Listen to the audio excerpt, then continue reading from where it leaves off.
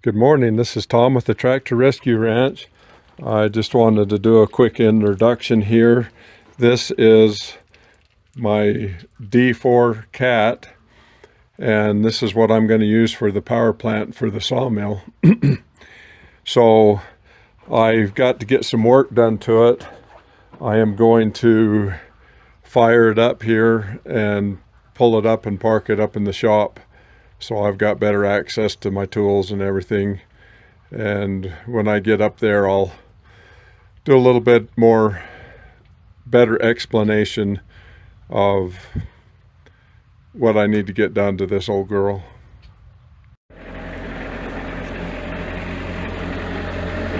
So this D4 has been sitting all winter. I had it running last year. I make sure a couple times a year I fire everything up just to make sure they're well lubed, but it hasn't been done anything since last summer. I don't keep a battery in it or antifreeze. That's going to have to change, but I'm just going to jump to this pony motor to get things started here, just jumping from the Bobcat so that I can get it pulled up to the shop.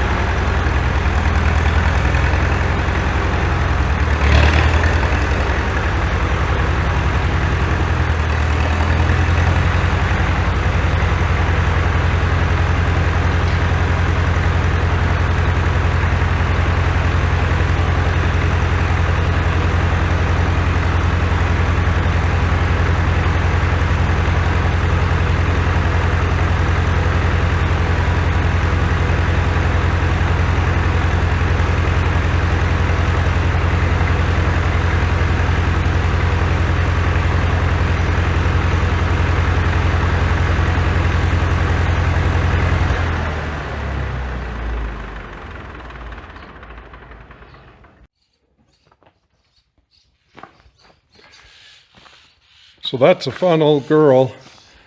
I've got one of the main things I've got to do. This pipe right here on the going up to the water pump is leaking. I was afraid when I first started dripping, I was afraid that it was coming out of the water pump itself. But looking at real close here, there just must be a crack in this pipe right there. So I'm gonna have to pull that out and look at it. And then one of the other main things I got to do, oh, you can see it there now. This oil cooler is leaking. And I have seen a lot of YouTube videos on this situation.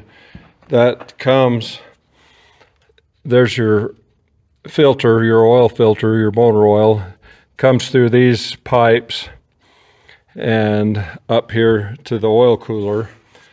And from everything that I have heard, input from other people, that it's not necessary with the modern oil that we have in today's world. That cooler isn't necessary. So what people do is plug that off and just not use it. And so I'll be doing that rather than trying to get a new oil cooler on it. I think that'll be fine, and that's the input that I've gotten from a lot of other people.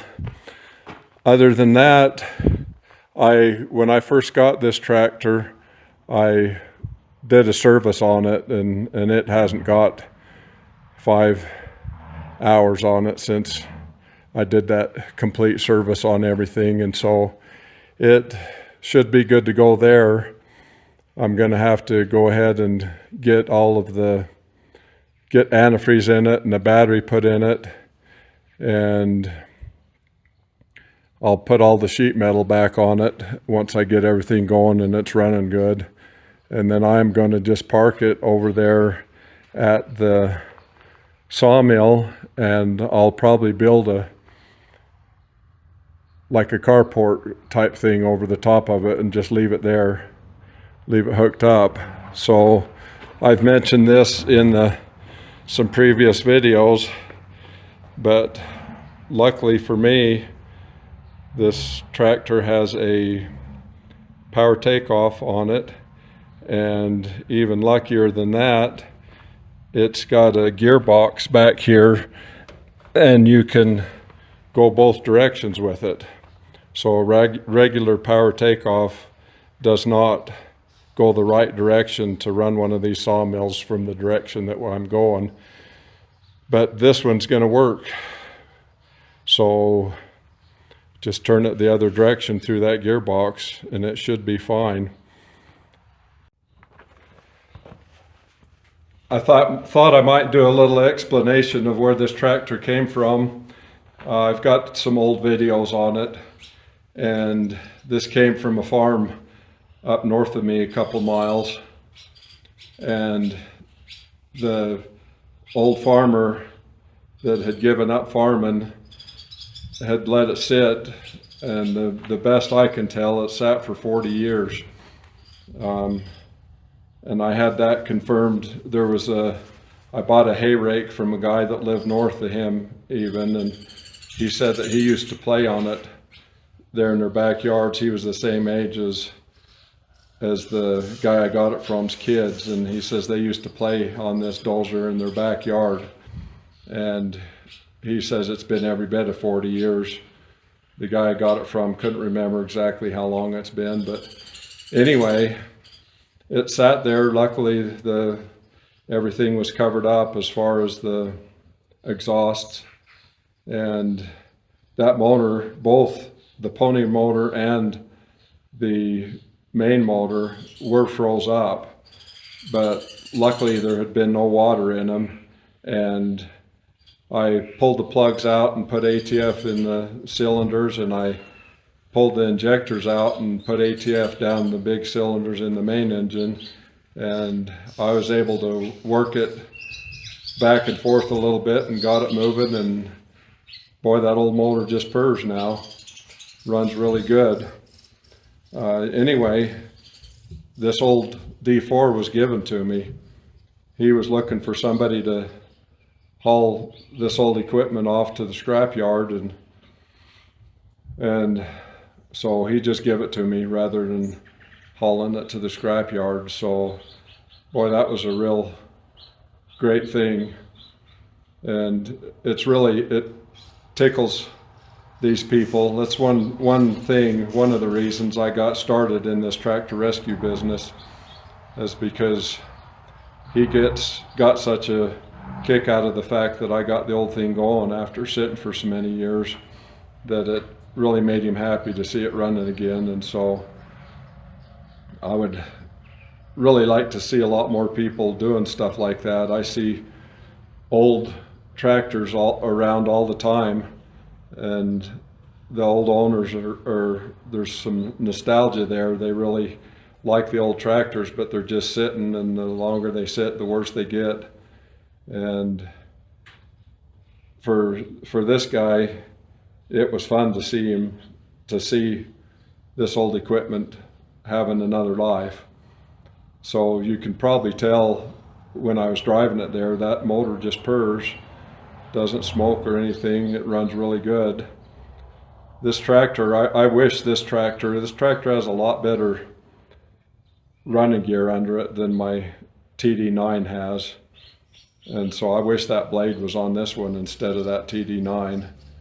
But anyway, other than the frozen engines on this that I was able to break loose, I think probably the reason he quit using it is the clutch, the main clutch and the steering clutches were so far out of adjustment you couldn't get any of them to work. But it was just a matter of adjusting them, and they all work now. And so pretty fun old deal, and I'm really excited to power that sawmill with this tractor and let it have another life. Anyway, it's a D4 7U, and I'll do some more videos as I keep working on it and getting more done on it. Thanks for watching.